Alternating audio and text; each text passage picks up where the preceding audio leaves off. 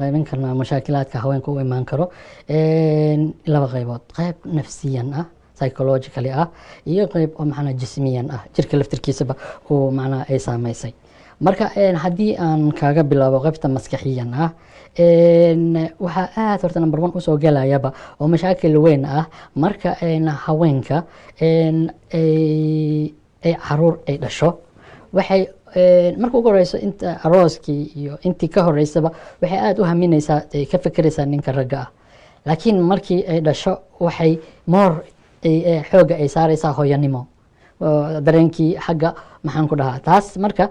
caruurtana marka ay badato hooyada waxaa u imaanaya daal waa number one oo keenaya in rabitaanka hooyada uu ku yaraado inay gudato waajibaadkeeda ama qanciso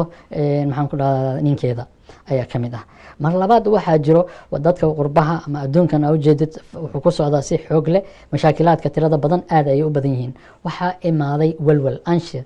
ayaa imaaday. walwalkana qof walwalhayo adiba waa garan kartaa, waxaa loo baahan yahay qofka inuu fuul ahaado maxaan ku dhahaa dhinac maskaxiyan iyo jismiyan diyaar u ahaadaa si ay u qanciso ninkeeda ay u qanciso. marka walwalkaas wuxuu keenayaa in ay qancin weydo ama aysan rabin, ay ku yaraato rabitaankii ay rabi lahayd ninkeeda. tan kale wadamadan saa u taqaanid depression wax la dhahayaa imaaday, sababo fara badan aa jiraan. stresska tirada badan leh, walwalka tirada badan leh ayaa aakhir stress ku keenaya. stresska wax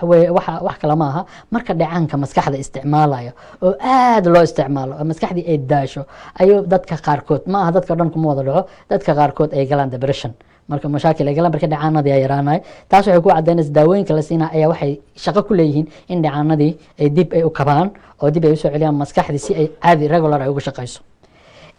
waxaa kaloo aan tan kusii kabayaa nadarow maxaan ku dhaha daawooyinka qaar ka mid ah. daawooyinka loo qaato waan soo taabanay oo nimanka u keeni jiray mashaakilaadka oo ay kamid yihiin kuwa baabi'iyo walwalka anxiolytic yaalaa, kuwa depressionka baabi'iyo, kuwa maxaan ku dhaha schizophreniada waalashada loo isticmaalo iyo qaar badan oo la isticmaalo daawooyinka ayaa waxay keenaan in ay hoos u dhigto rabitaanka. tan kale marka da kasta way ku xiran tahay, da'yaasha way kala duwan yihiin. waxyaabaha maxaan ku dhahaa haddaan usoo noqdo jismiyan ah ayaa marka aan ka bilaabo ayaa waxaa jiri karto haweenka horta annaga caadi ahaan waxaan qabnaa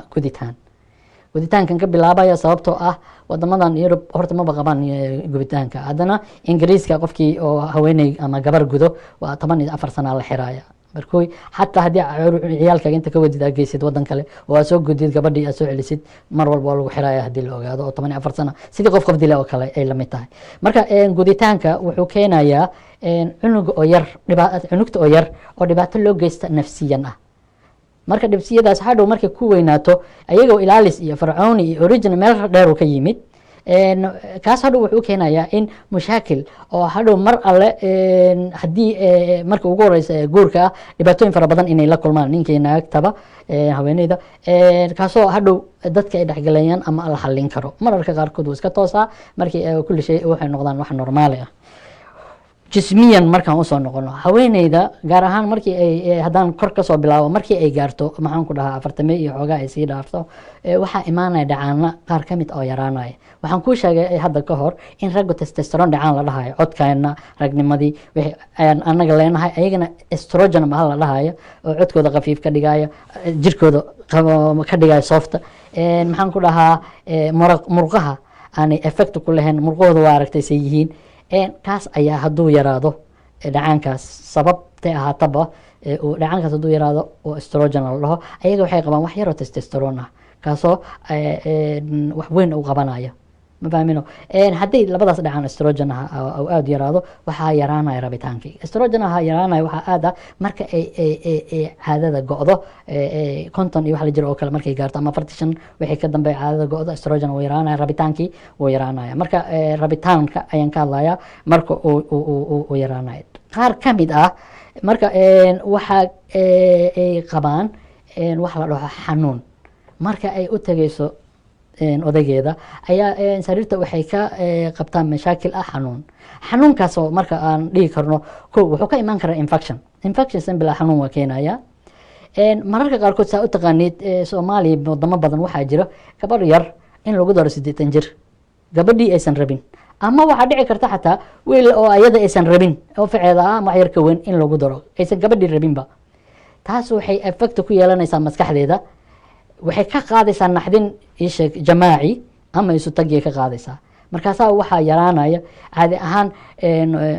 haweenka organkooda xubintooda waxay soo daysaa dhacaan oo dhacaankaasoo sahlaya in boortada ninka iyo naagta ay si sahal ay u dhacaan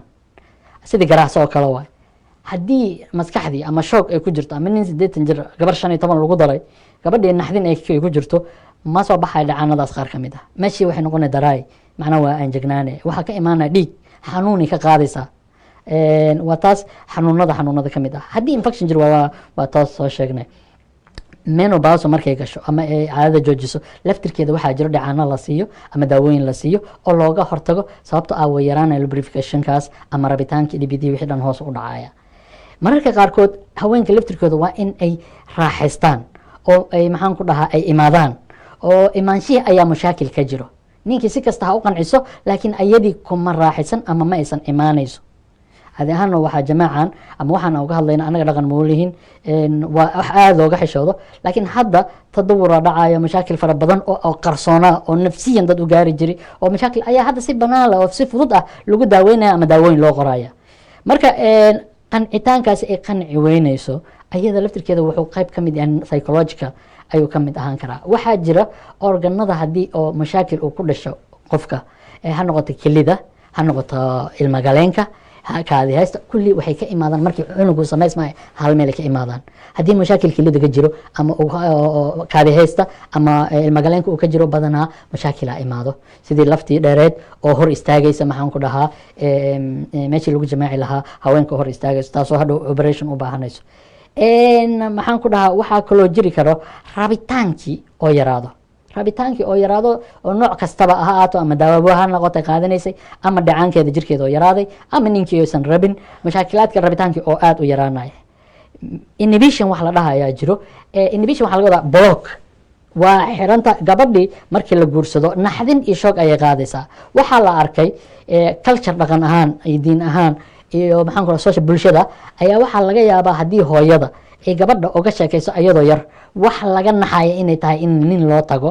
ayaa waxay qaadaysaa cuqdad aad u weyn hadhowna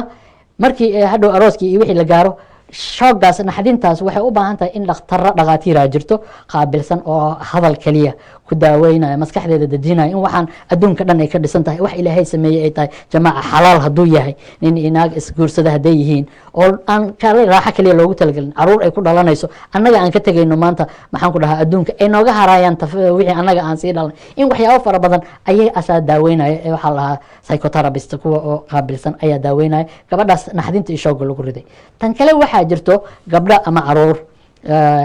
ayagoo yar abuse lagu sameeyay